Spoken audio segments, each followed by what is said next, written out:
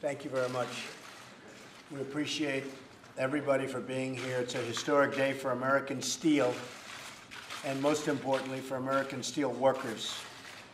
Thanks especially to Secretary Wilbur Ross for helping to lead this critical effort. We've been working on it since I came to office and long before I came to office. We're going to fight for American workers and American-made steel, and that's beginning immediately. For decades, America has lost our jobs and our factories to unfair foreign trade, and one steel mill after another has been shut down, abandoned, and closed, and we're going to reverse that. Other countries have made a living taking advantage of the United States in so many ways, as you know, and I've been talking about that for a long time.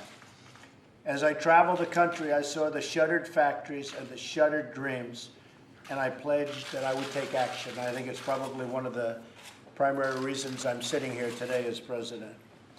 And since the day I entered office, I have followed through on that pledge, big league, beginning with our withdrawal from the Trans-Pacific Partnership, which would have been a catastrophe for our businesses and for our workers. I'm very proud of that withdrawal. Some people say, oh, gee, I wish you didn't do that.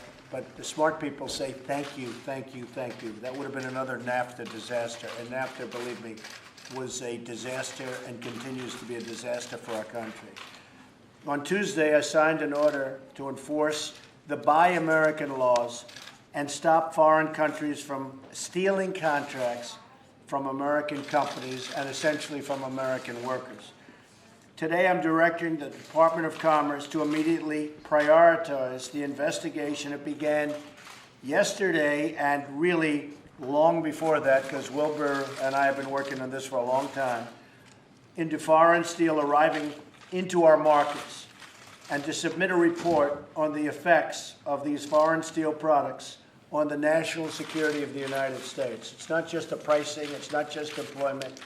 It also has to do with the national security of our country, which people never talk about. I talk about it. Maintaining the production of American steel is extremely important to our national security and our defense industrial base. Steel is critical to both our economy and our military. This is not an area where we can afford to become dependent on foreign countries. We have product where we actually need foreign countries to be nice to us in order to fight for our people. And that's not going to happen any longer, believe me, especially as it comes to steel. This investigation will look at how steel imports are impacting the United States national security, taking into account foreign practices such as steel dumping. Dumping is a tremendous problem in this country. They're dumping vast amounts of steel in our country, and they're really hurting not only our country, but our companies. They're targeting of American industry and other foreign strategies designed to undermine American industry as a whole. Based on the findings of this report, Secretary Wilbur Ross will make formal recommendations to the White House in a very, very near future. We'll be back very soon with those recommendations that we will implement. From now on, we're going to stand up for American jobs, workers, their security, and for American steel companies and companies generally. Today's action is the next vital step toward making America strong and prosperous once again. And I want to just add, I wasn't going to do this, but I was in Wisconsin the other day, and I want to end and add by saying that Canada, what they've done to our dairy farm workers, is a disgrace. It's a disgrace. I spent time with some of the farmers in Wisconsin, and as you know, rules, regulations, different things have changed, and our farmers in Wisconsin and New York State are being put out of business, our dairy farmers. And that also includes what's happening along our northern border states with Canada, having to do with lumber and timber. The fact is, NAFTA, whether it's Mexico or Canada, is a disaster for our country. It's a disaster. It's a trading disaster.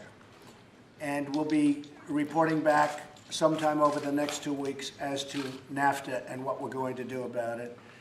but what happened to our dairy farmers in Wisconsin and New York State, we're not going to let it happen. We can't let Canada or anybody else take advantage and do what they did to our workers and to our farmers. And again, I want to also just mention, included in there is lumber, timber, and energy. So we're going to have to get to the negotiating table with Canada very, very quickly.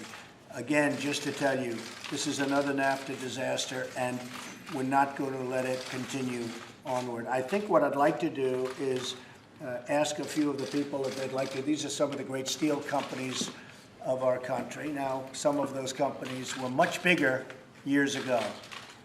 U.S. Steel would be an example, and others would be examples, but they were but these were the greatest companies in the world years ago.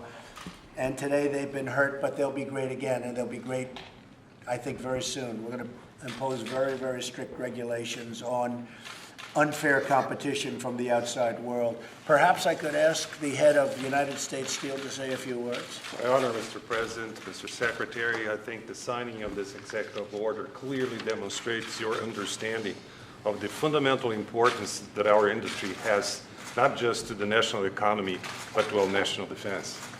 Thank you very much. Anybody like to say something on behalf of your company or your workers? I would just like to thank you, Mr. President and Secretary Ross, for this action to protect not only our industries, our employees, but frankly, our country. So thank you for this bold move.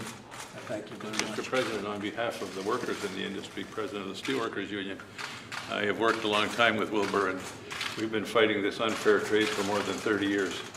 Hopefully this executive order will give us the tools we need to grow our companies back and put people back to work. And I've had lots of faith that Secretary Wilbur Ross will help make that happen. I have to say, the unions have been working with us very closely, and they've been great. So I appreciate that. Thank you very much. So we're going to sign, and this is a very important signing, and we'll be back over a period of the next 30 to 50 days, I would say, and maybe sooner than that. But statutorily, we probably want to take a very good, strong, hard study, and we're going to do something really great for our industry, but in this particular case, for the steel industry. I look forward to it, too.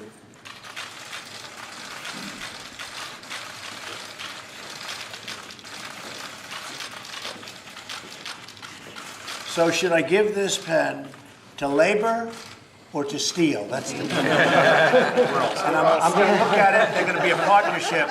So how about we give it to the union for a change? Should we do that? Absolutely. Huh? Come on. We're all on the same. You treat us fairly. That's all. Okay? You treat us fairly. President, how does this affect your dealings with China on North Korea? Are you concerned with this will affect that at all? Thank you. This has nothing to do with China. This has to do with worldwide, what's happening. The dumping problem is a worldwide problem. Thank you, press. Thank you, guys. Thank you, everybody.